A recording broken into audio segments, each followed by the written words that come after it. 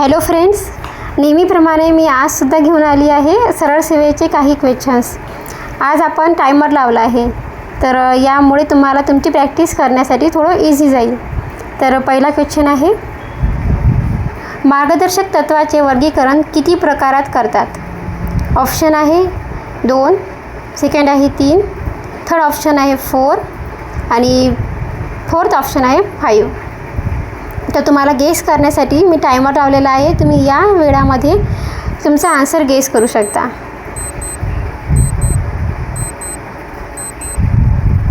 तर आन्सर आहे 4. मार्गदर्शक तत्त्वांचे वर्गीकरण 4 प्रकारामध्ये केले जाते. यानंतर सेकंड क्वेश्चन आहे, 26 जानेवारी 1950ला भारत काय झाला? स्वतंत्र झाला, प्रजासत्ताक झाला, प्रगत झाला की स्वायत्त झाला? आणि याला विचार करण्यासाठी तुम्हाला टायमर लावून दिला आहे.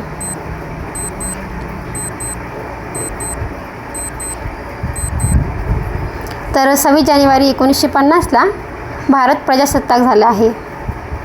त्यानंतरचा क्वेश्चन आहे, 1978मध्ये भारतीय मूळ संविधानातून कोणता हक्क काढून टाकला आहे? समानतेचा काढला की भेदभावाचा, स्वातंत्र्याचा की संपत्तीचा हक्क? आणि टायमर लावू आपण.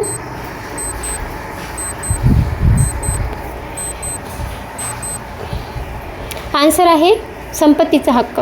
संपत्तीचा हक्क हा 1978मध्ये घटनेमधून काढून टाकण्यात आला आहे. नेक्स्ट क्वेश्चन आहे, पक्षांतर बंदी कायदा कोणत्या वर्षी आला? ऑप्शन्स तुम्ही पाहू शकता. 1980, 1985, 1986 की 1988?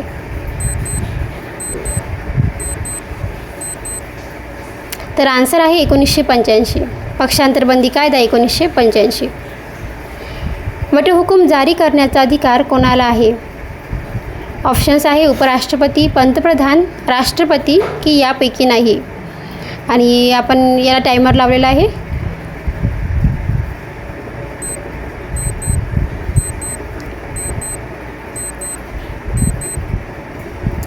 तर आन्सर आहे राष्ट्रपती. वटहुकूम जारी करण्याचा अधिकार राष्ट्रपती यांना आहे.